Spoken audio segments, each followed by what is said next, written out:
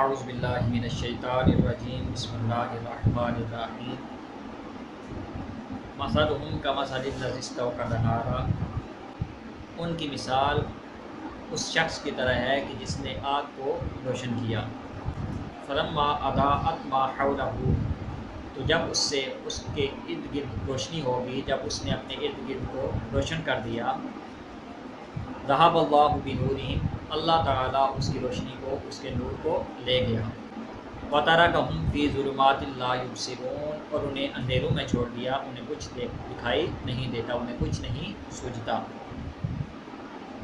اس آیت سے مراد وہ لوگ ہیں کہ جنہیں اللہ تعالیٰ نے کچھ ہدایت عطا فرمائی یا ہدایت پر کچھ قدرت بخشی، لیکن انہوں نے اس ہدایت سے فائدہ نہیں اٹھایا، بلکہ ہدایت کو ترک کر کے کفر اختیار کیا، گمراہی اختیار کی، ان لوگوں کو اس کا کچھ فائدہ نہیں ہوا۔ اس آیت سے مراد وہ منافق بھی ہیں کہ جنہوں نے بظاہر اسلام کا اعلان کیا، ایمان کا اعلان کیا، لیکن ان کے دلوں میں کفر تھا۔ اللہ تعالیٰ نے ان سے ایمان کے نور کو لے لیا تو وہ ایمان سے شرفیاب نہ ہو سکے۔ اس آیت سے مراد وہ لوگ بھی ہیں کہ جو اسلام کو ترک کر کے دوبارہ کفر میں چلے گئے۔ اسی طرح اس آیت سے مراد وہ لوگ بھی ہیں کہ جن کو اللہ تعالیٰ نے فطرت سلیمہ عطا فرمائی اور قرآن و سنت کے واضح دلائل ان کے سامنے بیان فرمائے، لیکن انہوں نے اس کو قبول نہیں کیا اور گمراہی اختیار کی، تو وہ بھی ایمان کی روشنی سے شرفیاب نہیں ہو سکے۔ اللہ تعالیٰ فرماتے ہیں صم بکم عمی، بہرے ہیں، گونگے ہیں، اندھے ہیں، فہم لا یرجعون، تو وہ پھر آنے والے نہیں۔ یعنی وہ منافقین، وہ کفار، بظاہر ان کے پاس آنکھیں ہیں، کان ہیں، زبان ہے، لیکن آنکھیں ہونے کے باوجود وہ اندھے ہیں، زبان ہونے کے باوجود وہ گونگے ہیں، کان ہونے کے باوجود وہ بہرے ہیں۔ کیوں کہ وہ حق کو پہچان نہیں سکتے، حق کو سن نہیں سکتے، حق بول نہیں سکتے۔ او کصیب من السماء فیہ ظلمات ورعد وبرق، یا ان کی مثال جیسے آسمان سے اترتا پانی، فیہ ظلمات کہ اس میں اندھیریاں ہیں، ورعد وبرق اور گرج ہے اور چمک ہے۔ اس آیت میں دوسری مثال ہے منافقین کے بارے میں۔ اللہ تعالیٰ فرماتے ہیں کہ جس طرح آسمان سے بارش اترتی ہے اور اس میں اندھیریاں بھی ہوتی ہیں، گرج چمک بھی ہوتی ہے، بجلی بھی ہوتی ہے، جس طرح بارش زمین کی حیات کا سبب ہے، اسی طرح اسلام اور اسلامی احکام دلوں کی حیات کا سبب ہیں، مردہ قلوب کی حیات نو کا سبب ہیں۔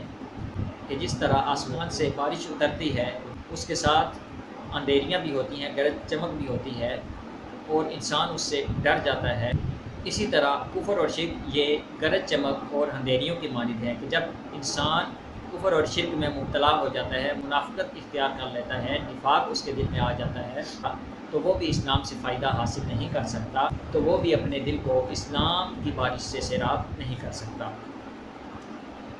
یجعلون اصابعهم فی آذانہم من الصواعق حذر الموت، وہ اپنے کانوں میں انگلیاں ٹھونس رہے ہیں، من الصواعق کڑک سے، حذر الموت موت کے ڈر سے۔ یعنی جب بجلی چمکتی ہے تو وہ لوگ موت کے ڈر سے اپنے کانوں میں انگلیاں ڈال دیتے ہیں۔